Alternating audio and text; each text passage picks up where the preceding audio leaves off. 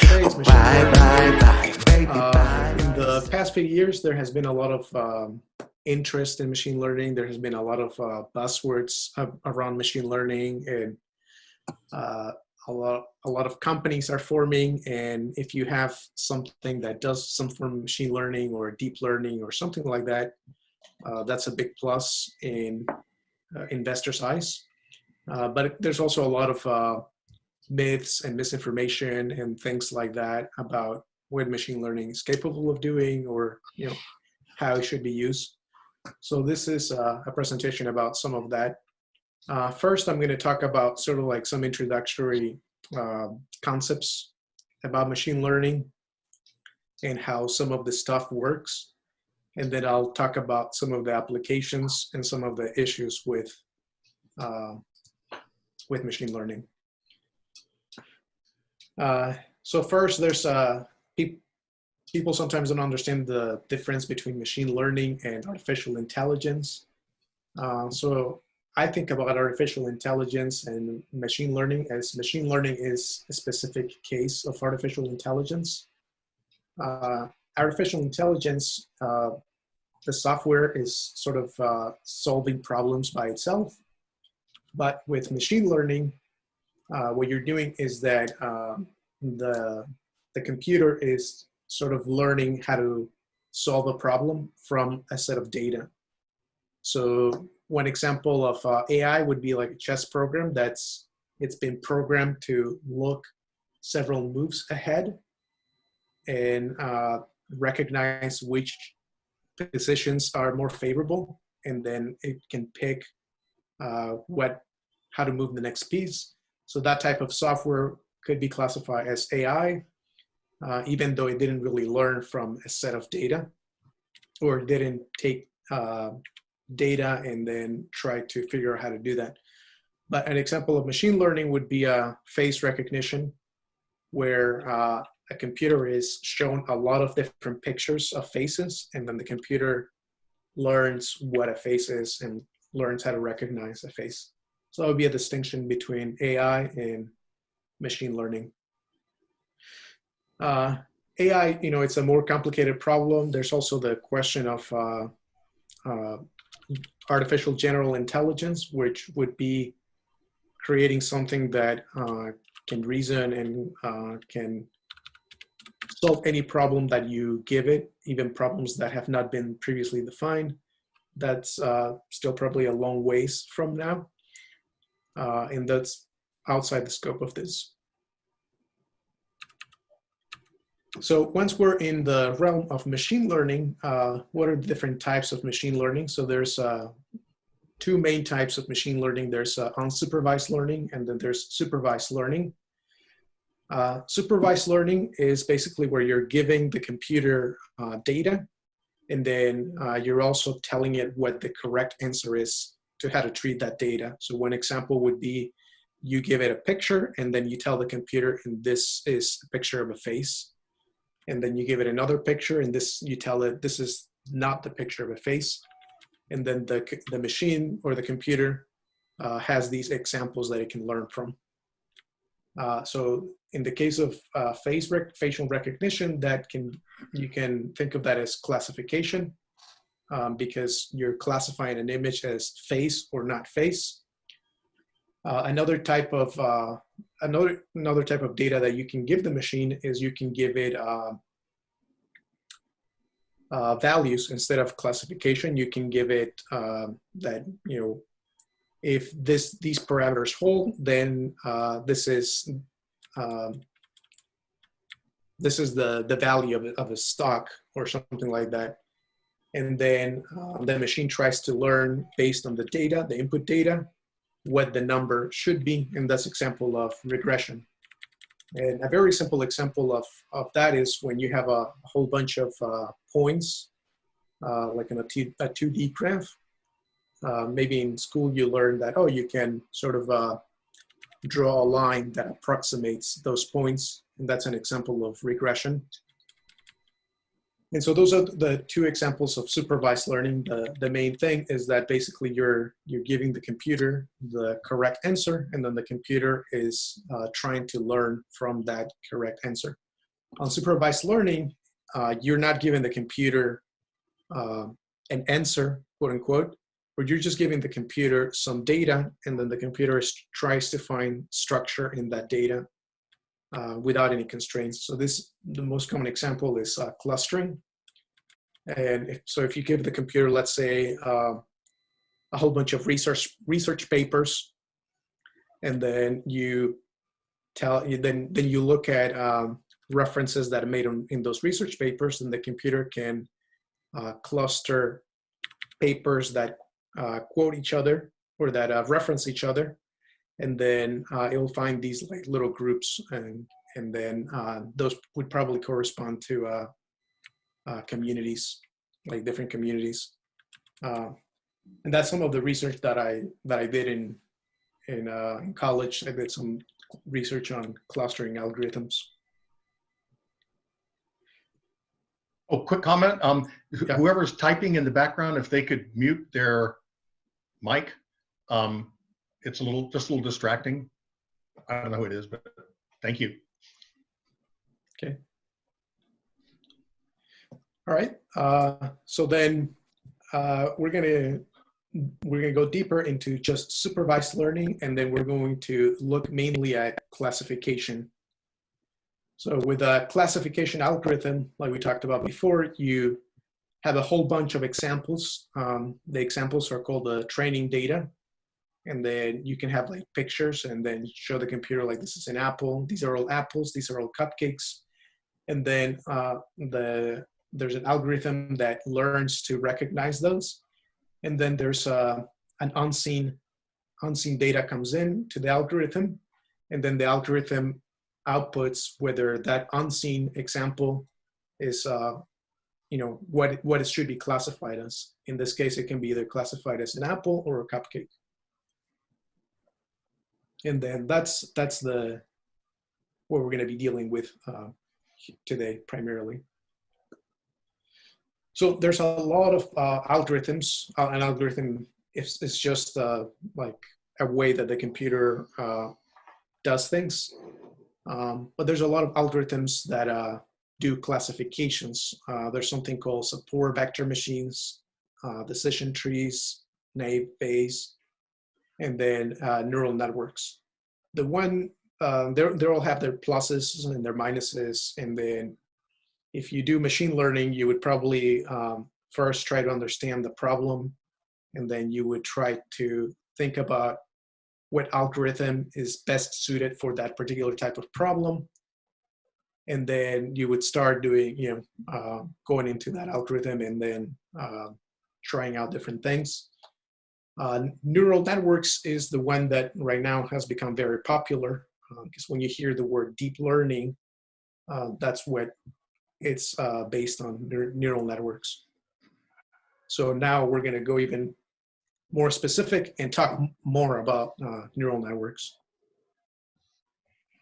So neural networks, there was a interest in I think all the way in the 50s and 60s, where people started to understand how a neuron works and how the brain works, and so they were trying to figure out how to make machines more intelligent. And they thought, well, what a better model than something that we know is already intelligent, the human brain. And so they went and talked. The computer scientists went and talked to biologists to try to understand how a neuron works. And so this is a picture of a neuron, and then these are dendrites, and then this is an axon.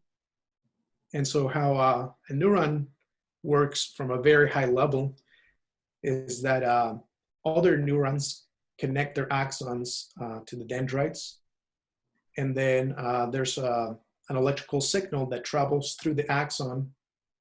And then at the tips right here, at the axon terminals, chemicals are released, and they're detected by the dendrites. So then the dendrites that detect those chemicals, if there's enough activity at the different dendrite sites, then there's another electrical signal that travels forward and then gets gets sent to the next neurons.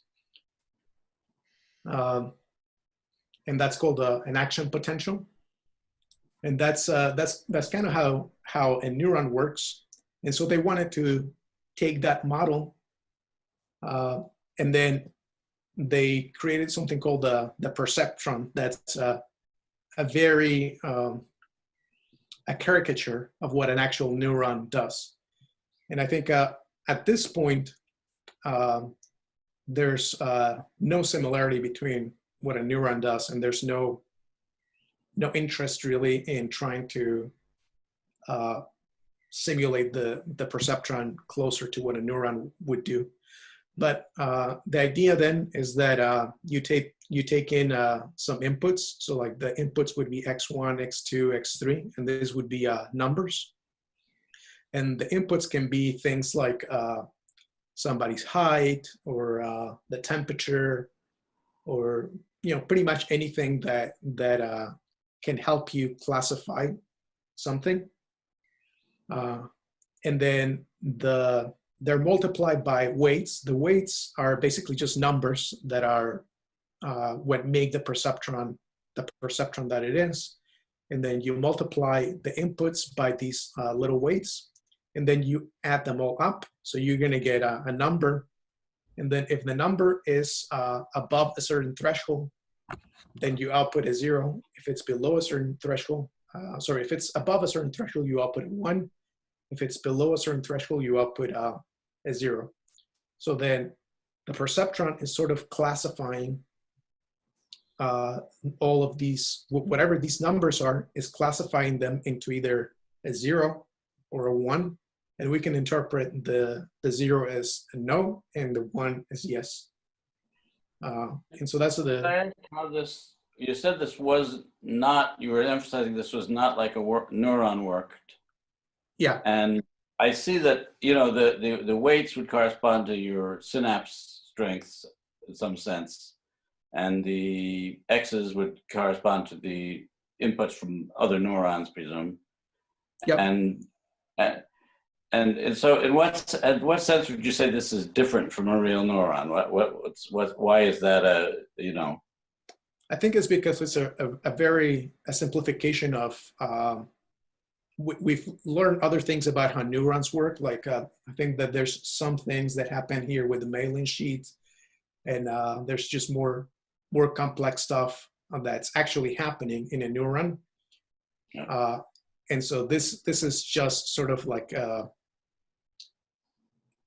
that we're not taking into account all those other complexities that are happening in the neuron in this model. It's just one thing that comes to mind is a neuron, you might actually have the frequency of pulses might be a valuable thing, where this thing is you're only doing one pulse at a time, and that's all you see. Yeah, exactly. Okay. Yeah. Yep. But surprisingly, it has led to a lot of cool things, even though it's such a simple model of a neuron. So these weights basically can take, well, let's say that we have just two inputs, x1 and x2. And so x1 and x2 are basically two axes. So this would be the x2 axis, and this would be the x1 axis. And then what these weights do, this becomes basically a linear equation. And then this is what the perceptron is really doing, is basically drawing a line in this space. And then everything on this side of the line can be classified as a yes, and then everything on this other side of the line can be classified as a no. So this can be a 1, and this can be a 0.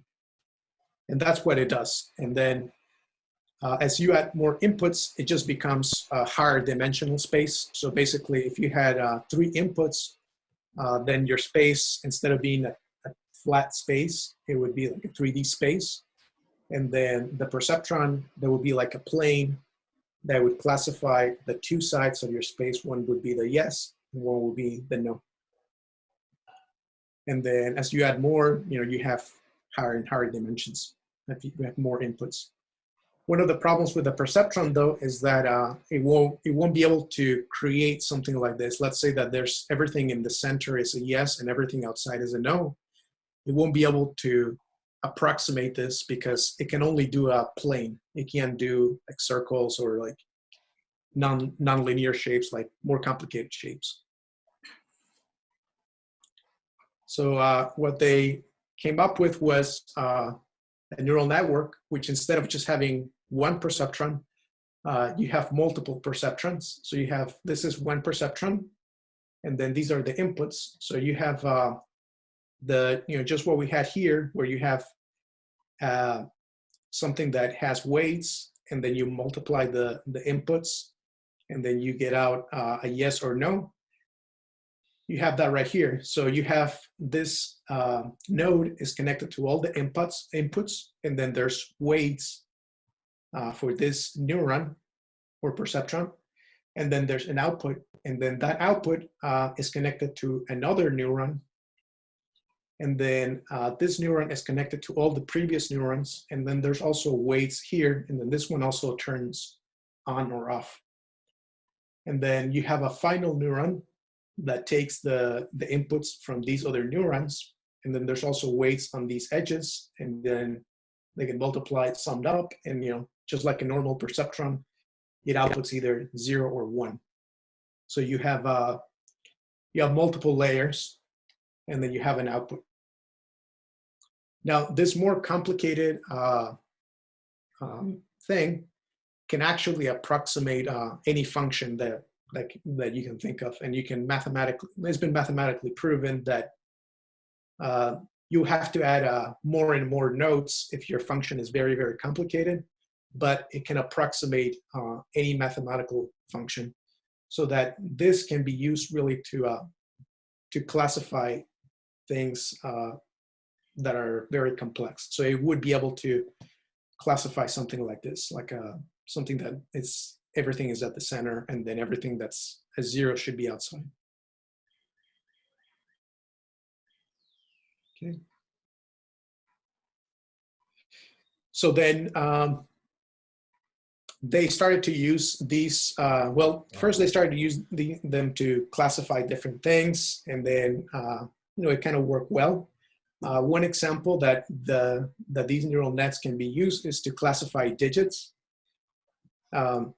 So this is the picture of a handwritten digit, and a picture is made up of pixels, and the pixels are just like the little dots in your image, and you can have maybe like 256. I don't know how many pixels this is, but you have a number of little dots, and that go from left to right, and then you have they start going from top to bottom as well. And then a pixel it's just a number, right? Because the number describes how much blackness there is in that square. So like this square right here is very white, so we can assign the number 1 to that. And something that's very dark, we can assign the number 0. And then something that's gray in between, we can assign a number in between 0 and 1. And so there's in this example, there's 784 pixels in this little square. So there's 784 inputs that are going to be fed into a neural network. So this, we can actually think of it as a 784 dimensional space. And then each of these little nodes is partitioning that space into yes or no. But then what happens is that they either say yes or no, and then they get fed into these other nodes at the next level. And then those nodes decide whether they get turned on or off. And then there's actually more nodes right here, and then these nodes can either be turned off or off, but these nodes represent the 0s or 1s, or sorry, the different digits. So there's 10 different digits, and so there's 10 different outputs in our neural net, because each one represents the different handwritten digit that we're going to be classifying. And then you can train these neural nets, and training just means that we're going to be picking the different weights so that most of the time this comes out with the correct examples. Any questions? Yeah, actually, just a real quick question.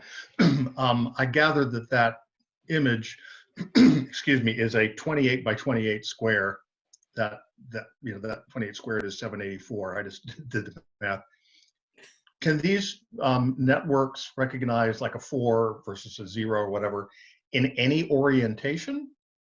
Do you know? Is that all you need? Is 784 inputs to recognize any digit in any orientation? This one cannot. Okay. Yeah, I think this one cannot do it. And then there's more complicated networks that we're going to talk about that can do it. Amazing. Dependent on what data it was trained on, of course, I would assume, right? I mean, if you gave it a lot of pictures of fours sideways, it might be able to distinguish them. Yeah. I wonder. That's what I was wondering. Is it, we have as a constraint on this 784 inputs, rectilinearity, like vertical, horizontal. And I wonder whether you have to add more modules to get. That's all in the programming. Those two center columns actually might represent 200 center columns, and it's all in the programming in there. Okay. What it's been built to do. Yeah, but Bob is right that it depends actually on the examples that you give it. Okay. Because the neural net doesn't know anything about like, oh, this is numbers or right. Yeah. Also the constraints, right? If you turn that upside down, it could be a lowercase h. And if the neural net doesn't know that it's only looking for Arabic numerals. Yeah, so the neural net is just saying like, oh, when I find something that looks like that, I'm supposed to turn this thing on. And if you give it a lot of examples, every time this is basically when you're training it, you're telling the neural net, this is turned on for all these different examples. And so you're supposed to look for things that are similar to that. And if you gave it like fours that are like this, and then maybe fours that are turned sideways, I guess we have to see, but it might be possible that it might learn. Yeah, I just wondered. Yeah. Any other questions? Okay, so what's the process of learning? The process of learning is basically these weights and these connections are basically just picked at random. And then what we do is we calculate on all of our training data. Then we calculate how off we are from the correct answers, because we can run the inputs, and then the network is going to make a prediction, and then it most likely is going to be wildly off because it was just random. But then based on that error, then we can calculate sort of where to move or how to move the weights so that we can start to minimize that error. So here's something that what it might look like. This is a graph of the error. This is just a simplification. This is not what the error would actually look like. But with calculus, you can sort of calculate in which direction you should move. So if you're here with calculus, you know that, if I move to the left, that's steeper than if I move to the right. So I'm going to go this way because probably there's less error there. So you take a step that way, and then you're going to find that you're going to find the lowest error right here. And so that's what when you're training a neural network, you're just trying to walk slightly in a direction where you're going to get less error. And then eventually you get to a point where you are pretty good. Even though you might not reach the place that gives you the least error, because if you're here, you're going to think that going up is more error.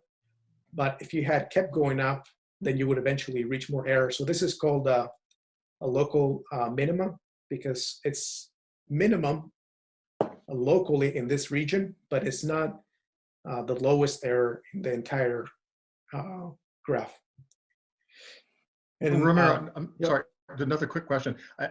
I make up in my mind that, it sets some values for the weights. You showed a 4, you showed a couple more 4s, and it keeps adjusting its weights. You would have to, is the way these things are trained on each individual discriminant at a time? I mean, like, would you do all 4s and get it optimized for 4s, then optimize it for 9s, then optimize it for 8s? Because it would seem hideously complicated, or more complicated, to try to do them all at once. So do you know if that's how these things are trained? Are they trained incrementally rather than on every aspect of all the possible answers? Yeah, the way I've seen them is that you take like a group of numbers, or a group of examples, not the whole entire set, and then then you calculate the error based on those examples, and then you move to the next set of examples, and then you can come back to that original set. But yeah, you're not, like, sometimes some of these training sets can be thousands and thousands of examples, and training it on the whole thing would take a long time. You mean like a lot of faces in China? Yeah. Right. Yeah. Yeah, typically the training of the type of learning systems that Google employs, you're talking millions of examples. Right. But again, it would be, you would first train it on 4s, then 9s. You wouldn't do like all digits. I see. Not necessarily. And in fact, one of the concerns you have to be careful, you have to be very careful with during the training of these neural networks is the potential to overfit your data. Explain. Overfitting is when, for example, you train it on 4s, but you train it so its recognition becomes so stringent that it only recognizes the 4s that the exact examples you've shown it. Okay. Yeah. So I think in this particular example with the handwritten symbols, you would want to train it on randomly numbers, so that you wouldn't want to do like all the 4s and then all 3s and then all 9s. That would probably not work very well. In many respects, I think you want to differentiate. You want to divide the possible inputs in this case into 10 different categories. And so you'd really want to know what the other categories look like. Something could not look very much like a 4, but if it looked more like a 4 than any of the other things, you'd want to pick 4, right? So you're not, to a large extent, you want to compare it with the other possibilities, and pick the most likely of a bunch of possibilities, I would think. Right, or have 10 different machines. Each one is designed to pick out its digit, and then you find which one of those 10 has the best weight or the final probability or whatever. So rather than having one machine do all 10s, well, I kind of said the same thing. Never mind. Yeah. Yep. The other interesting point I'd like to make about the slide Ramiro has up on screen right now is this shows one of the ongoing mysteries in machine learning that's talked about in academia. Ramiro talked about local minima. Right. The algorithm they use here, I think it's called stochastic descent, but effectively it is, you're just following the gradient. So one of the great mysteries is, why does it typically seem to work? Even in the example that Ramiro is showing right now, if you follow stochastic gradient descent, you're not going to get to the minimum. You're not going to get to the quote unquote right answer. But in practice, that almost never happens. Meaning I think it says it never get. Go ahead. I think it says, my opinion at the moment is it says something very interesting about the nature of the problems that we're applying machine learning to. The fact that, as opposed to any underlying mathematics behind stochastic descent. Yeah, very interesting. But I have colleagues who do research in robustness of neural networks, and which is a measure of robustness. They mean it in a technical sense, where it's actually talking about the variability. How much deviation in the input does it take to change the output? But it's all part of, how do you test a neural network? We don't really know. Yeah. Yeah, cool. Yeah. So this is just what we talked about before, that by training, you calculate the error, and then you're just trying to minimize the error. And so this requires a lot of computation. And here's an example of something that you can play around with. The URL for this is playground.tensorflow.org. And here I have 2 inputs, x1 and y2, and then I have 4 neurons in my first layer, and then 2 neurons. And then I have my output, and then this is the data that I have. And then I can press play right here, and then it's going to start training my network. Wow. And then you can see that after some time, it gets pretty good, right? Then I can add some noise to it, so that some of the orange ones are by error are in the center. And then you can see how it does with some noisy data. And you can see that it did okay, not as great with the circle, because some of these errors confused it. But it's kind of cool to understand, what it's doing. And then you can see that this right here is just like a line, because these are perceptrons, right? So they're just dividing the 2 inputs into 2 spaces, yes, above this line, and then no below this line. Right. And then these are what they look like. These ones over here look a little more complex, because now they're taking inputs from all of these things. So now they don't look linear anymore. And then the output looks like that. So it's kind of a cool simulation. And then you can simulate different types of data. So like that's easy. And then like this spiral, it's pretty hard for it to learn. You can see that it's having a lot of difficulty with this one. So, wow. It's kind of cool. That's very cool. That's a great explanation. Well, and I guess the problem, of noisy data, it's the specificity versus sensitivity problem for any test, any model. It's very topical now with tests for certain viruses and antibodies and so on. It's hard to get a perfect test that catches every example and misses none. Yeah. Yep. So all of this, we've known all of this, since the 60s, and we've understand all of this in the 60s, 70s, but it was not really used at all up until recently. They came up with something else called convolutional networks, and they work a little bit differently. Like before, where we have our network like right here, this perceptron right here is getting input from all the inputs, and then the weights depend, and then it just has weights to all the inputs. But it's basically observing the entire image. One perceptron is observing the entire image at once. And so what they thought of is, maybe, and then that doesn't work well. Like, what if the image is rotated, or something like that?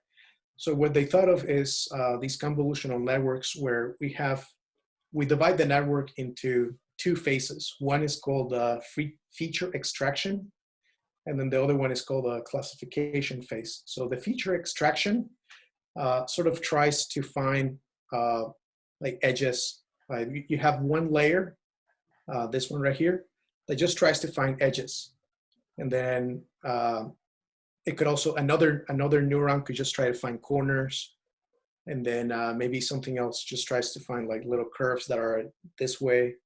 Another one tries to find little curves that are that way.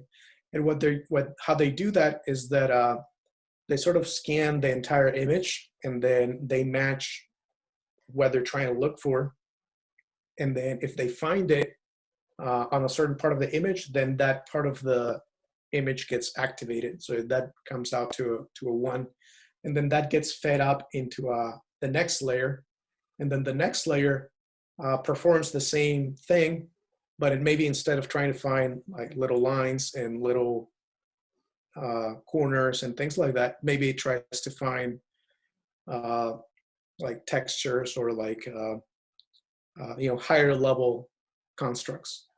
And then you can go on to now this can be just like our fully connected network, and then now you're just feeding it high level constructs, and then at that point it can it has more information. It doesn't have to like look at the entire image and learn the entire image, but is being fed features instead of being fed the entire image.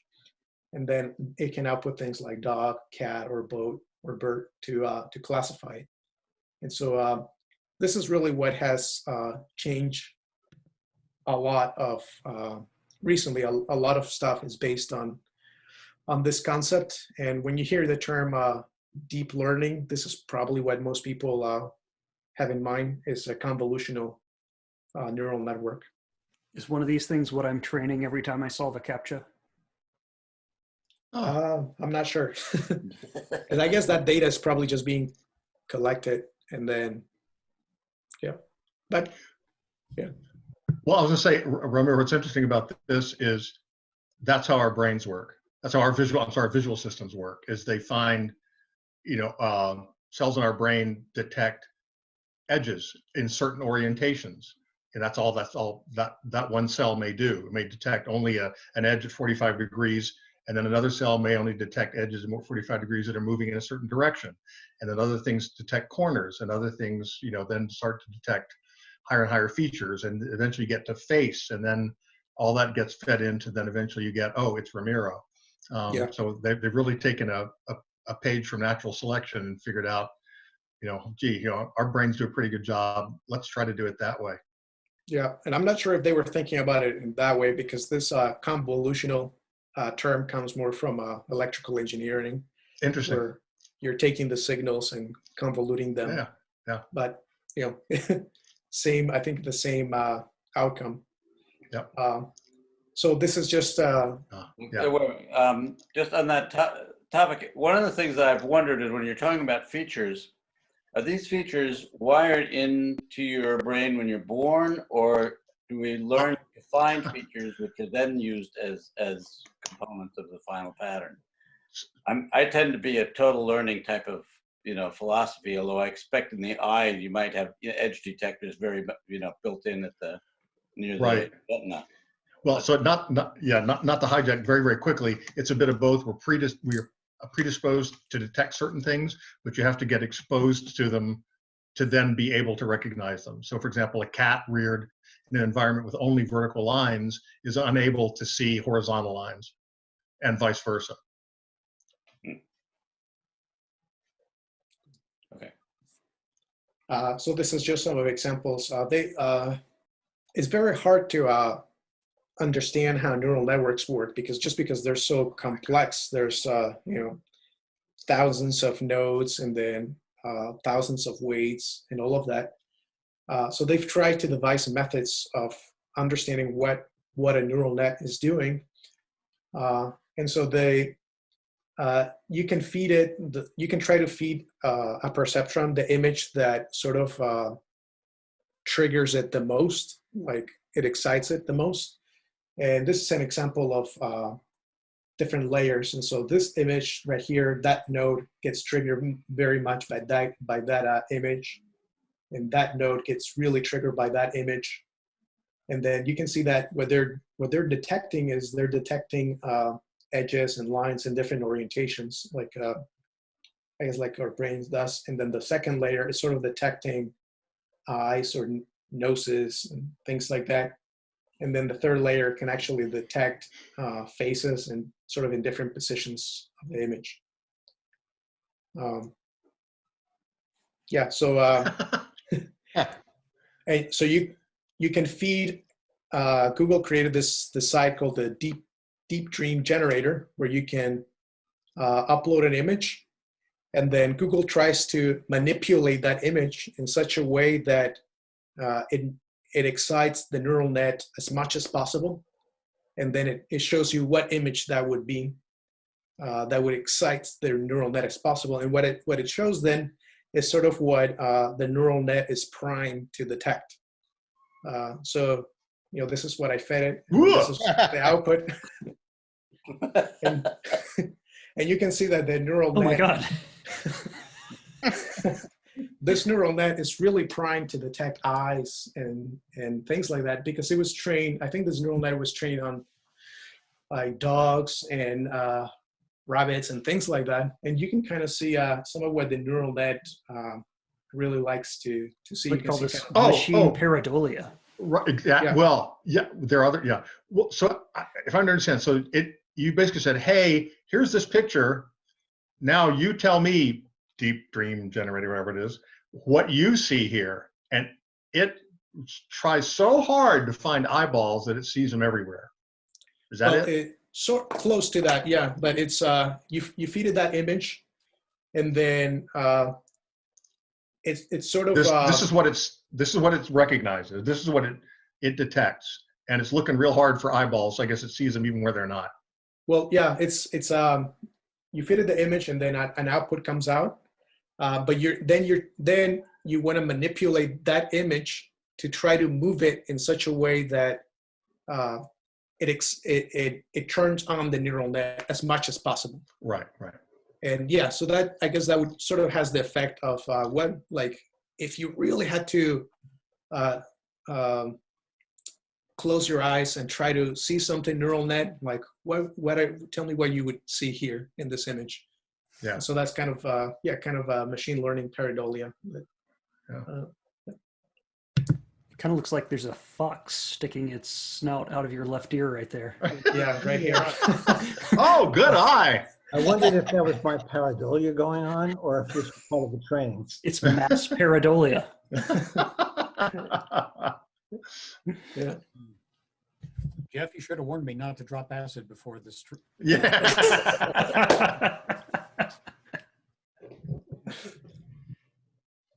Yeah. So that we talk about the concept of overtraining a little bit, but yeah. So that's a problem, and Gotcha. because, like I said, you're trying to minimize the error, and that's what the training does, is trying to minimize the error. But you can continue to train a lot, and you could eventually, I guess, maybe reach zero error. But if you reach zero error, that's just with the data that you're looking at. Maybe something new comes in, and that's you totally off. So this is an example of overtraining. Mm-hmm. So let's say that this is our data. The blues are on, and then the reds are off. And then if we draw this line, like really swiggly line around it, we can get so that we have zero error, because all the things on the that are red are on one side of the line, and all the things that are blue are on the other side of the line. But would you tend to get this because you're using the same training examples over and over? Yeah, you can get this. In real life, when you see a person 100 times, none of them are identical to the other times. Whereas if you saw, 10 pictures of that person, you might get so you could only recognize those 10 pictures, and then anything that was even slightly off would say, well, that doesn't count, Yeah, you could, yeah, that would be overtraining. And so you don't want that to happen. In real life, you don't see exactly the same example twice almost ever. Right. Well, but I guess another problem here is that the data have noise that does not fit the ideal. Right. Yeah, the noise also gives you makes it so that if you get to zero error, then you're paying too much attention to that noise. Right. and that's not good. Yeah. So then to overcome this, what's done is that your data set, you divide it into a training set and a test set. And then let's say that the training set is 75% and then the test set is 25%. And so you train on this 75%. So you don't train on this other data. And then you kind of watch how you are performing on this test data. So here's a graph of the error. This is the error, right? Actually, I made a mistake here. This is not the number of notes. This is how the error, like as we're training, how the error is dropping. So on our training set, the error is beginning to drop, and it just continues to drop because we're just trying to find the place where we're going to get less and less error. But eventually there's going to be a point where on our test set or our validation set, the error is going to decrease, and then eventually it's going to start going up. And that's when it starts going up, that's when we're sort of overtraining our data. And then this is the point where we would probably want to stop training, and that's where our neural network probably is generalized as well to data that it has not seen.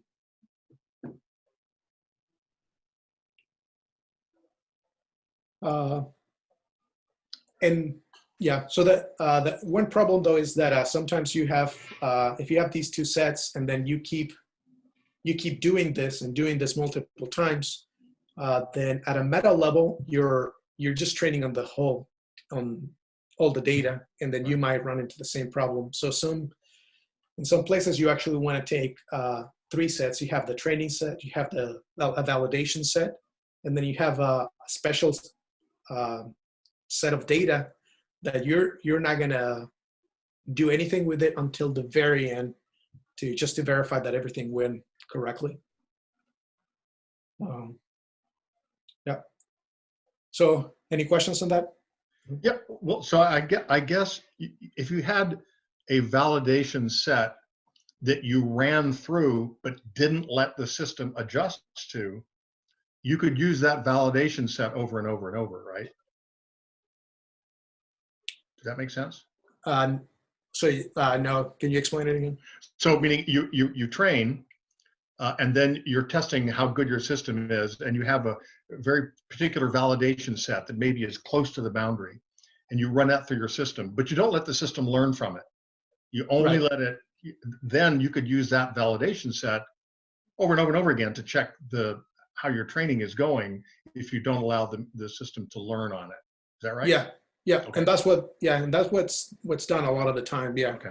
You keep testing as you're training your neural network. You don't let the neural net train on that data, right, but you keep seeing how it's doing on that validation set up until the point where you see that the error on the validation set starts going up. Then okay, that's probably a good point to stop training my neural network. And now your fear is that your validation set may be skewed such that it gives you the validation error is tuned to that set. I don't know the right terminology, but right. The trick here is in how you sample your data. As long as you sample it, and sampling over a uniform distribution, sampling over a distribution is actually quite hard. But if you do it properly, then you should you can mitigate the risk of having a bias in your validation sets. okay. Well, should the validation set be really close to the boundary?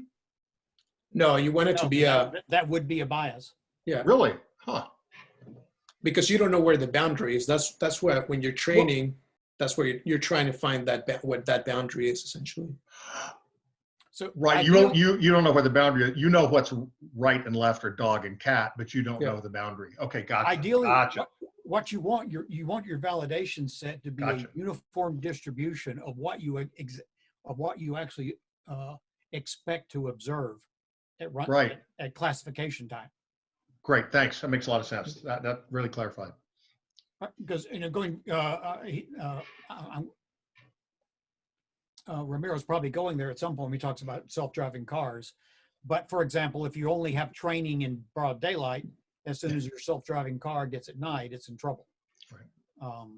So when you validate, you have to have that same distribution that you anticipate experiencing. Yep. Are you going to talk about GANs at all? No. Say again? Nothing. GAN. Forget I said anything. Okay. It's a rabbit hole. Yeah. So yeah, some of the applications of neural networks are like self-driving cars that, so for example, the Tesla self-driving car system has 48 neural networks, and then what they're trying to do, they're trying to do different tasks. Maybe they're trying to find stop signs or find traffic lights, things like that. The whole system then is used to to drive. There's neural nets for like purchasing stocks. There's neural nets that are used for deep fakes. I don't know if people are familiar with deep fakes, but that's that you can take somebody's, if you have a video of somebody, a lot of video, then you can sort of create fake video that looks like they are saying specific words and sentences that you're basically typing what they're supposed to be saying. And so the neural net is basically learning how they should sound, and then it's helping you generate how they should sound. And there's also things like radiology. So there's a lot of radiologists that what they do is they try to find in an image, they're trying to find tumors and things like that. So you can also train neural nets to detect those things. Language translation, and basically anything that any task that you have to classify something, and then you have a lot of data that neural nets can be used for something like that. So the recent success of these convolutional neural nets and this oasis of this is that we've gotten like computers that are really good, and in particular we've gotten graphics cards. This is a graphics card that are really good and useful at doing all of these computations. Like you saw that there's like we're doing stuff with a whole bunch of weights and things like that. So that requires like a lot of matrix computations, and graphics cards are really good for that. And then the other thing that has made all of this possible is that there's a lot of annotated data now on the internet. There's a lot of examples that the machines can learn from. And that was not the case. It would be very difficult before to get a data set that was really good, really well annotated, and stuff like that. So that has really changed the game.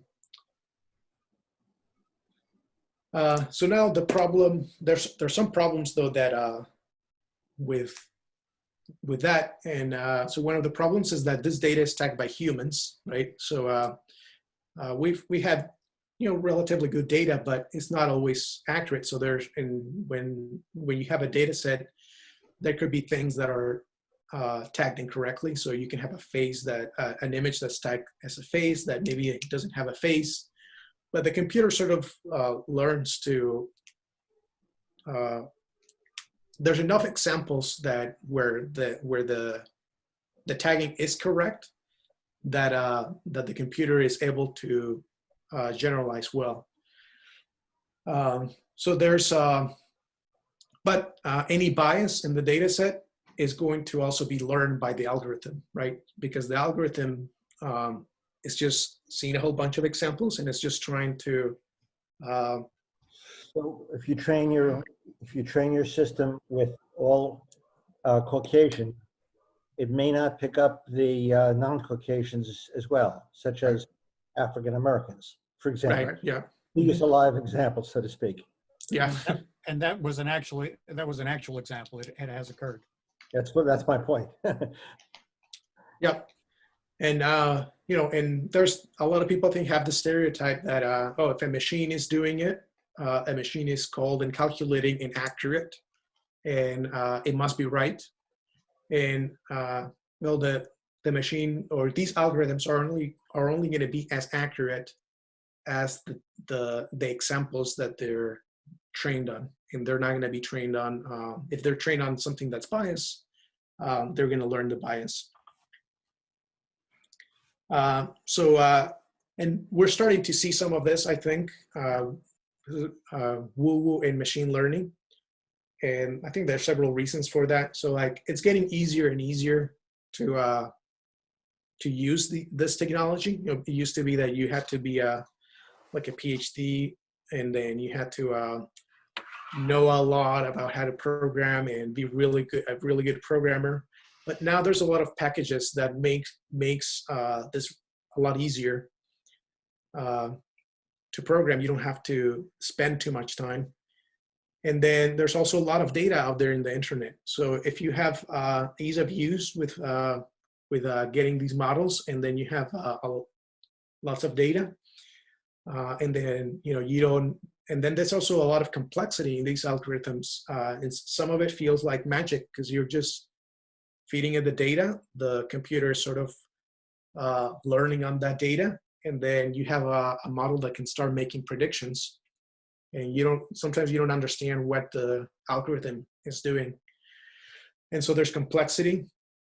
And then making sure that there's no bias, requires careful analysis, requires you to think. And if you're not careful, if you're just like throwing the data out there and like, oh, I'm just going to do my model and not going to pay attention to that, then you can run into problems. And you can convince people like, oh, I can do that. Yeah, I can just use machine learning for that problem, and it would be fine.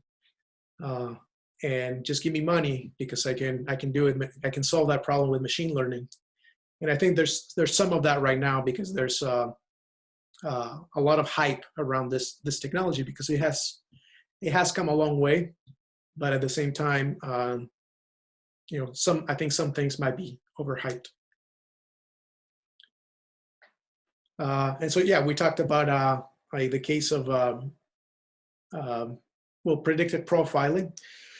So this is an article from the MIT Technology Review, and here's the link. If I give you the slides, you'll have a link to it. But basically, they created a tool where they try to assess a defendant's recidivism rate, and essentially, they trained it on data, on historical data, and there were different factors that went into that algorithm. But it was just examples, like here's all the properties for this defendant, and he was he offended a second time, and that would come out with a score, and then they would give that score to the judge, and then the judge would incorporate it into what his ruling would be. And so the pros is that it could potentially predict criminal behavior accurately. Like you don't have to have a human that just goes and analyzes all the data and then spends all that time thinking about whether maybe this person will commit a crime again or not. And then, some people think that it reduces human bias in influencing the process because it's the same algorithm, the same process is being used for everyone. So it's not like, oh, I like that person, and so I'm going to give them a higher score, or I don't like that person and I'm going to give them a lower score. But the problem, is that the data that we have is historical data. So there's potentially biases on that data. And the algorithm is just going to be learning, essentially it's going to be learning correlations. So if low income, if there's a correlation in the data where the low income correlates with higher recidivism rates, the algorithm is going to learn that, and then it's going to start predicting that, and then maybe it will use that input income, it could use it as a way, as it would learn that as a feature, and then use that as a prediction. And so that's one of the issues that they had with this incident. Ramiro, I'm trying to understand that last point. If there was a correlation, why wouldn't that be a good or part of a good prediction? I think at a higher level, like, we know that correlations don't always imply causation. Right, but that's all it's done is correlate past history with behavior. It said, oh, we looked at all these defendants, and here's a common feature among those who, recidivized. I can't come up with the right word. Who committed a second crime. It's all correlation. It's the uncommon item. So if everything you know about the person says it's low income, but there's one more fact: he found Jesus. That might change the whole thing. You can't just you don't know that you've got all the input. Right, no, but that's just one factor is income. Yeah, and again, I'm not commenting on the social appropriateness. I'm just saying that. Imagine it said something else. Imagine that it said lots of tattoos associated with recidivism. Kind of, well, okay. I can also show that there is a correlation between Caucasian Europeans and fascism. Right. That doesn't mean that you can, again, going back to, as Ramiro said earlier, that I think it was Ramiro, correlation is not cause. No, agreed. But I'm trying to figure out what did this risk assessment tool do other than find correlation? Well, the machine learning algorithms, that's what they're trying to do, and so that's a tool that we can use. But I think the point might be that we have to be careful with that tool. Right. We I think can't also just- Oh, you mean just in general? Yeah, right. Yeah, the output of this profiling process says, okay, this person has a low income, therefore I'm going to recommend a longer sentence. Longer sentence correlates to lesser ability to work when you get out, and now you're in a downward spiral, right? Right. No, I totally get all that. I'm not talking about the social implications of this, and believe me, I'm not in favor of judging people based on their income. But let's just say that said something else. Let's just say shoe that size. You judge people based on their shoe size.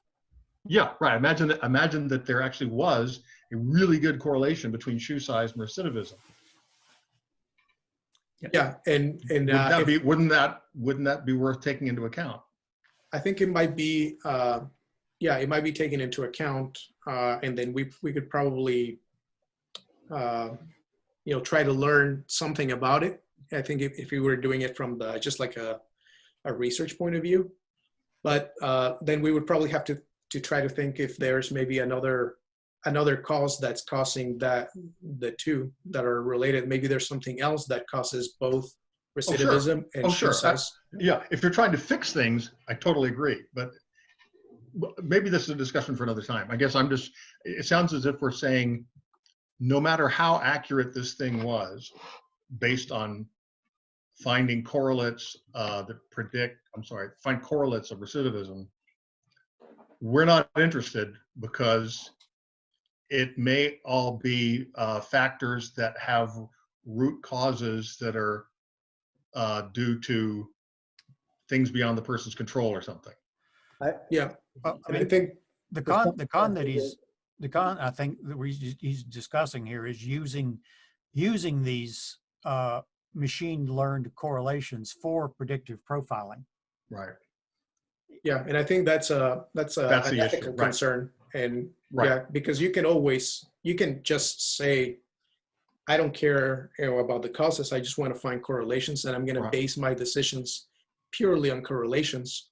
But then I think you have to pick that, whether those are going to be your values or whether you're going to try to find the actual causes and then base your decisions on the actual causes. Well, and sometimes these correlations have nothing to do with each other. Like I could tell you and there is a correlation between ice cream sales and robbery. There's higher ice cream sales when there's higher crime rates. Right. And those two things have nothing to do with each other when you look at it. It's just because warmer weather tends to increase more criminal activity because people are out more. I just have to buy ice cream on my way to rob a bank. That's just normal. Well, Right but wait a now, minute. But wait a we're minute. seeing more crime rates because of coronavirus. So Well, hang on. coronavirus Wait. causes less crime if you look at that correlation. Wait, But Faith, really what the correlation is that less banks, less places. but if you own an ice cream shop and you're trying to decide in what months should I buy more robbery insurance, that correlation is very useful. Right, but it's not, but the correlation wouldn't be useful for like a politician where they say, well, we're going to ban ice cream because ice cream is what's causing higher Agreed. crime rates. And that's where the danger, and I think that's where the danger where you're saying where the machine learning is going to find a correlation between two things, and then legislation will be made upon it without there being a real cause and effect link. Right. Yeah, and I think that these algorithms are tools, and like that would be an example, Eric, of where you would be like, oh, I could use this tool, and maybe it's not unethical in that case to use that tool in that way, but maybe in other cases, you could border on maybe unethical if not used correctly. And so we just have to remember that they're just finding correlations, and then they're just tools for finding correlations. I would think that one aspect of this is there's two problems here. If you decide that somebody is more likely to repeat a crime, there's and you keep them in prison longer, it does probably reduce future crime. Right. On the other hand, it does seem rather unfair if the reason that they're more likely to repeat a crime is because they're poor. Right. Because you don't really want to punish them for being poor. And when you do keep them in prison longer, that's a punishment.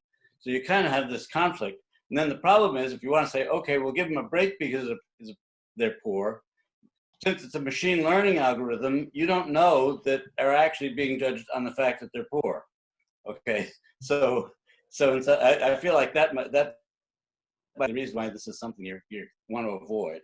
Or you have to watch out for. Well, Another real world example was a credit card company that turned some ML loose on their data sets and discovered that people that shop at certain stores were more likely to default. And so therefore they began predictively profiling and canceled cards from some individuals based on the stores they shopped at. Poor people. right.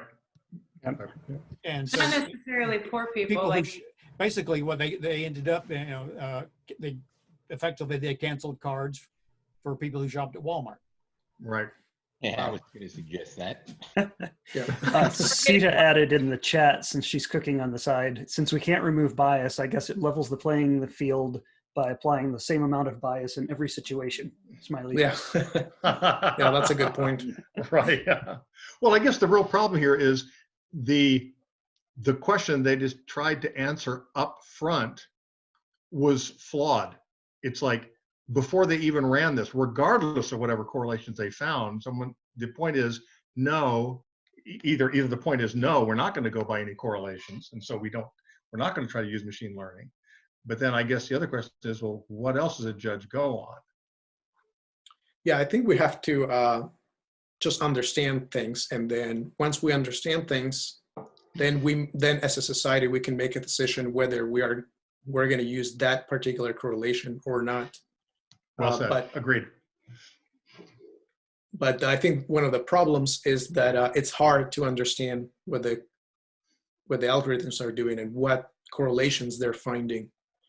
And so then it makes it more difficult for us as a society to know, what correlations we are basing our rules on and our society on.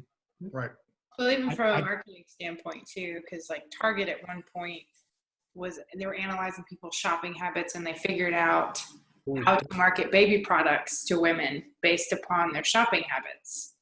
and trying to do it in such a way where you don't spook the customer and just giving them coupons for, strollers, car seats, things like that. Like the customer wants to receive coupons, but then it freaks you out when you start to realize that the system can pick up on trends and habits from just your behavior without you even realizing it. Yeah. I'm going to move on. We have some stuff to go over. But, so another example is the YouTube recommendation algorithms. So before 2012, what was recommended to you by YouTube was viewer count. So the more viewed videos would be recommended more. But then, that created problems because then if you got to a certain level, then you would always be recommended, or a lot of the time. Then 2012 to 2016, they incorporated an algorithm that uses watch time and session time. So videos that were watched more, or that increase the amount of time that a user spend watching, then they would be recommended more. But programmers were actually developing the rules for how that would work. And then after 2016, they started using deep learning, so neural nets, to try to predict this. And so this is a drawing of what they're using for their prediction algorithms. And then here's a link to the paper on how the YouTube prediction algorithm works. And so basically what it's doing is that it's taking a whole bunch of data. There's billions and billions of examples of people watch this video, and then this is how much time they spend on YouTube. They watch this video, and then there's hundreds of inputs that are fed into the neural net, and then it tries to predict, if I fed you this video, how much time would you spend watching a video on YouTube? And so that's kind of what it's doing. And so now I think, so there's a few problems have happened, I think, with that. One is that it makes the algorithm more difficult to understand. And we'll see in a moment why that could be a problem. But it's also, the problem with one of those things is that, we're influenced more than we would like to admit. So if, we're probably all aware of psychological studies where, something small happens and then that influences our behavior.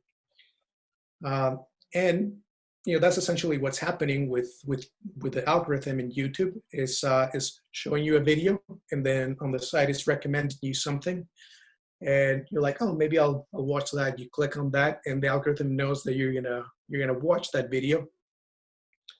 And then but the algorithm, that's what the algorithm is optimized to do, is to learn what's going to keep you engaged and what's going to keep you watching more videos, and that's what's going to recommend for you, whether or not that might be positive for you or not. And so there's a few papers that have come out of how I don't know if that's how it still happens or not, but there was a radicalization process that was happening with certain people on YouTube. So if you watch certain videos, then the algorithm would recommend other videos, and then it would learn a pattern on you. And then it would start to recommend more videos that were far right, and then it could eventually lead you to alt-right videos, and it would just make you watch all those videos. Not make you watch, but it would just recommend them. And some people that that were maybe a certain way would be influenced by those videos, and then they would become radicalized. So one of the problems I think with that, we can go actually talk about Facebook as well. So with Facebook, there's a similar process where these neural networks are trying to learn and understand what keeps people engaged. And so, for example, for Facebook, what the algorithm is trying to do is trying to increase the time on the platform. And then these are some of the things that that the algorithms, the input to the algorithm takes. So like comments and likes on a person's status or photo, engagement with published content posted by your friends.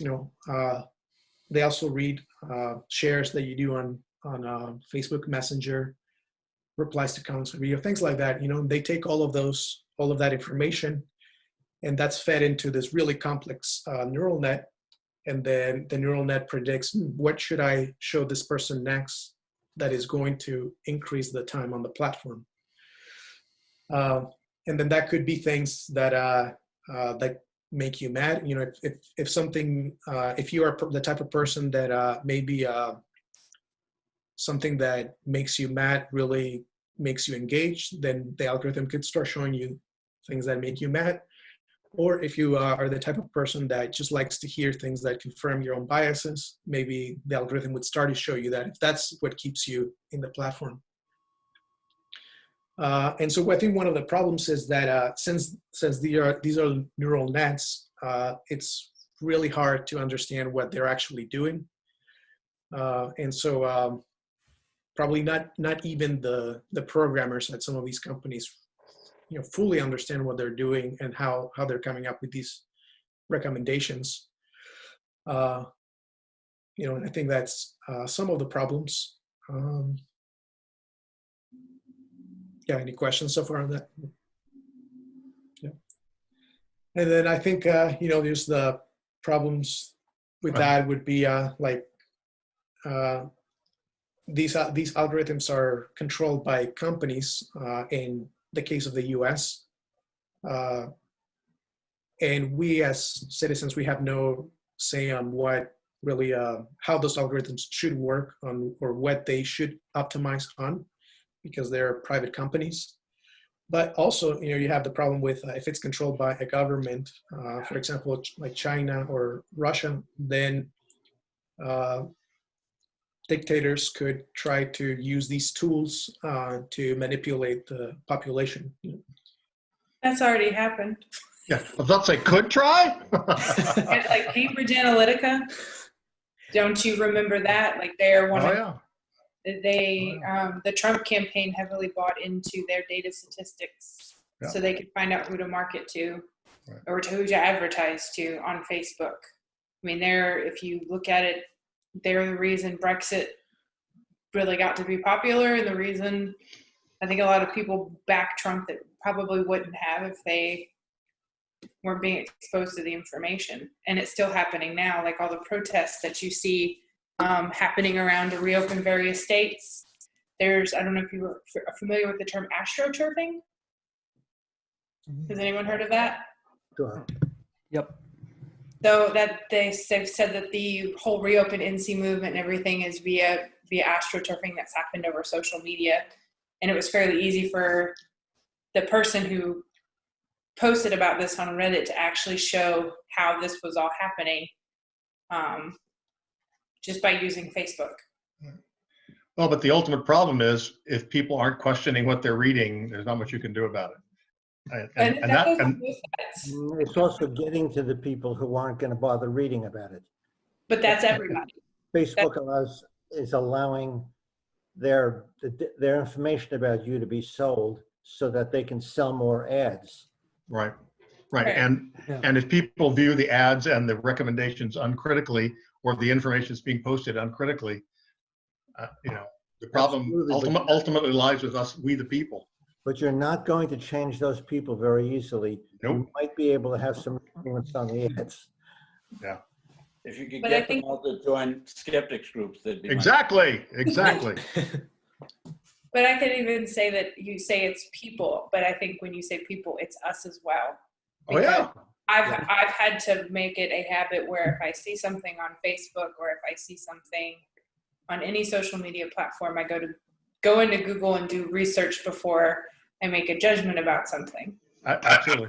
I've had some things sent to me, or what I recommend on Facebook, that looked very confirmatory of some bias or hope I might have had, but I can't find validation of them, so I have to disregard it. Yeah, but you probably spend time like looking at that, and Not very long. It was like a headline, and then I put the gist of this, and then instantly went to Google and Snopes and whatever else, Yeah. But you might have spent a little bit more time than a different post. Oh yeah, sure, On it, sure. and then Facebook's gonna record that, and now Facebook knows. Oh, this interests Eric. Yeah, right. I believe me, I know. I try to follow certain people, and that's well. Anyway, let's not stop you. Like if you have, Just to make one further point, though, when Eric or you, Ramiro, went and looked at something that you were curious about that you thought was wrong, you told Google you were interested in the subject. That's what he's saying. Yeah. You said, okay, I misunderstood. So you Yeah. emphasized it. Yeah, and I think that and then Facebook's probably also not going to just use that on you. It's probably also learning like, oh, a lot of people are interested in this, so I'm going to show this to other people. And then and I don't know, this seems like a problem that it's probably not going to be solved by one person, or it probably requires some sort of regulation or something like that, where the algorithms are not optimizing for, or what should the algorithms try to optimize for? Right now they're optimizing for time on the platform. Well, but it's the same with newspapers and magazines. I mean, they're trying to optimize their sales, and I don't think that will ever change. I mean, no one's telling newspapers what ads they can put in and stuff like that. You remember in the a few presidential elections ago, a very simple example. A whole bunch of people got together and built a website with one sentence, which was the definition of the word Santorum, as in Rick Santorum. Yes. Remember what the definition was? Only vaguely. It was bad. It was bad. It was real bad. Well, he was anti-gay, and well, I'll stop there. I believe it was Dan Savage who led that charge. It was Dan Savage, exactly. And it was AI.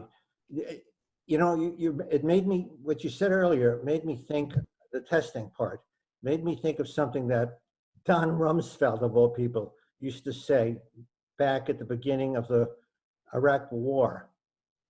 He used to talk about the known unknowns. Right. There's the unknown unknown. No, exactly. And that goes back to the problem of the judge saying, oh, you're poor, therefore you should go back to jail. But there's the unknown unknowns, what the judge doesn't know, what the AI doesn't know. Right. Which is why you need a human being with a lot of different experiences. And how do you get the AI up to that level? Yep. Probably due to lack of time, Ramiro didn't even get into adversarial examples. No, that was it. That was all. Intentional omission. Yeah. Adversarial examples are images. It turns out that you can take an image, such as of a panda, and add just a little bit of noise to the image, noise that the human eye won't even perceive, but is sufficient to confound the neural networks and result in the misclassification. Yeah, the most dramatic example that I'm aware of is there's a program that I think it was supposed to be used in self-driving cars, and some people they actually had the code, so they knew how to specifically sort of undermine it, and demonstrated that you could put just a few strategically placed black and white squares, not large ones, on a stop sign, and the software would misinterpret it not as a stop sign, but as saying speed limit 46. Yeah. There's a discussion of that in an article in Skeptic magazine this month on AI, and they showed just that. I think they use a picture of a school bus, and they add a little bit of squares of noise, and then the AI interprets what to us looks like a school bus as an ostrich. Right. They've turned a toy turtle into a rifle. I mean, there's all kinds of things. Yeah, it's vision. Vision is complicated. And I've just recently read about some other research, another researcher who managed to do something very similar with Amazon Alexa with audio Really? by injecting some noise. They managed to trigger voice commands that were never given. Wow. Yeah. Again and again, this was noise that the human ear wouldn't pick up. That must be what goes on when I tell my teenagers what to do. They don't do the same thing I wanted them to. Are you suggesting teenagers are adversarial examples? Well played. Shall we move on? Yeah. So I think that that's all I have.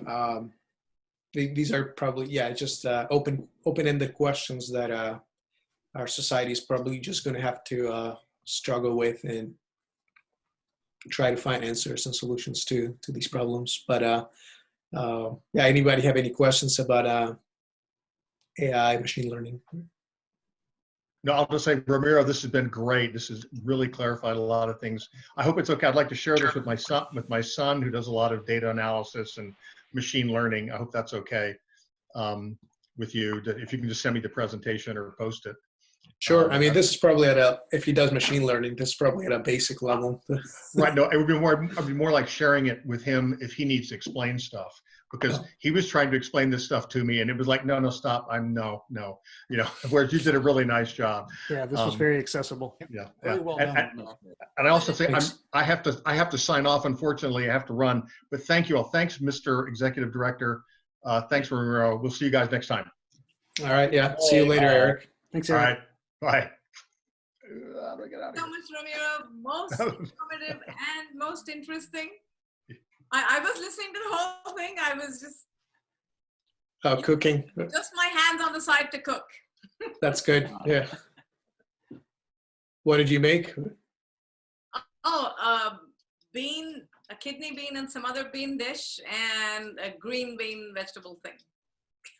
Wow. Yum. Nice. Yeah. Vegan food, so. Excellent. Sounds delicious.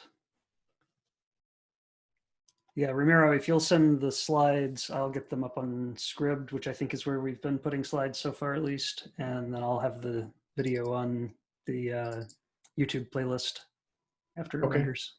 Yeah, sounds good. All right. Well, thank you everybody for coming. I think our next meeting will be on, well, I don't know, whatever the third Wednesday of May falls. And I hope to see all of you virtually there because I'm pretty sure we're still going to be in lockdown at that point. I'll be free. I'll be free. Yeah. Let my people go. I'll drive over to where he is, right? Yeah, we're all going to converge on Chateau Rutledge. Yeah, just come on down here. We don't have any of that pandemic plague kind of stuff down here. Evidently, it's all. Yeah. Do you have a topic yet or not yet? I don't. So if anybody has topics to suggest, please feel free. I guess email humans@triskep.org, triskep.org. That goes to a distribution of some of the core people in the group, and we'll get you on the schedule, whether it's a talk that you want to give or one you're interested in having. I want to try to keep the pipeline full, and I've been slacking off a little bit on that lately. So more the merrier.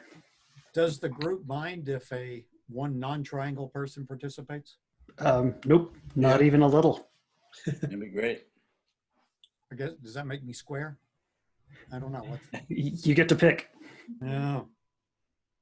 You don't have a triangle in the Atlanta area? You don't have 3 cities that are important? No. No.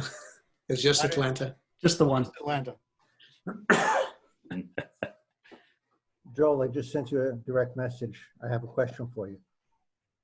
Okay. I sent it on Meetup. Ah, Oh, okay. Thanks. Sorry to interrupt. No, not at all, Mike. And talking of direct messages and the like, I've been meaning, we talked about this either at the first of the year or maybe at the end of last year. I have created a Discord server for the group that I'd like to try fielding to see how the uptake goes on that. Does anybody here use Discord besides me? Yeah. I've used it, yeah. 3 Discordians. Bob, too? Isn't Discord that gamer video? It did start as a gamer chat and voice platform, but it has spread out to be a more general purpose chat platform. And it seems to be getting pretty good uptake among skeptical content producers. Like the SGU has a Discord server, the science-based medicine people have one. So I thought we'd give it a shot. It doesn't cost anything. How is it with Linux? So far, Zoom is the only thing I've tried that has played well with Wayland. Huh, okay. Yeah, Discord, if you run Discord just in your browser, it's fine. Okay. I don't know that they have a fat desktop client for Linux. It also runs in Rambox if you're a Rambox user. So it's good. Rambox. Nope, not. Don't know. I don't even know what that is, so I'm guessing I'm not. Rambox is essentially a very lightweight browser with what am I looking? What's the word I'm looking for? Like compartmentalized tabs for running different things that can run in a browser. So you can have like a tab for Slack, a tab for Discord, a tab for Gmail, whatever. I'm familiar with the genre. Then I wasn't familiar with Rambox, but there are probably other implementations available. Yeah. Yeah. Yep. So I will. I don't know. I'll have to figure out how to get people invitations to Discord. I'll work on that. Maybe I'll just email people whose addresses I know and ask them to spread the word. Yeah, I'll be. I can join. Great, cool. It'd be nice to have more than just me in the Triangle Skeptics Discord. It's pretty lonely in there right now. Do you want to talk about the conference for? Oh yeah. Let's talk about Nexus. You want to go, Ramiro, or you want me to talk about it a bit? Sure, you can jump in. So the Skeptics Guide to the Universe podcast has a conference in New York City every year in June, I believe. But because of the pandemic, they're not having it, but they're making it a virtual conference. So then it's a lot cheaper to attend this year. I think it's only $25. So I was thinking of attending. And if you guys are interested, I don't know if we can do something together, but I just wanted to put it out there. I don't know if there's anything else you want to say about it, Jeff? Yeah, it seems like a really good conference. I intended to go in person last year, but it just didn't pan out with my schedule.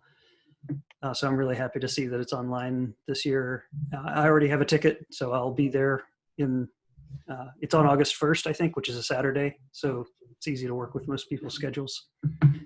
And I bought my ticket along with a group of people from the Guerrilla Skeptics organization, and we all put GSOW on in our registrations to sort of tag ourselves. So if anybody who's affiliated with this group wants to just put like Triangle Skeptics as your affiliation in there, that makes it easier for people to see that we know each other and are somehow connected, for whatever that's worth.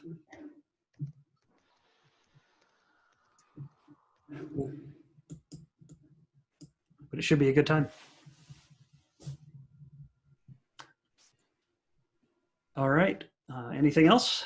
I think that's it. Okay. Well, thanks everybody for not actually coming. You're welcome. But for joining the call nonetheless. You all stay safe and healthy, and I'll see you on the third Wednesday of May, and we'll hopefully see some of you on Discord between now and then. All right. Have a good night. Good night. Night. Good night.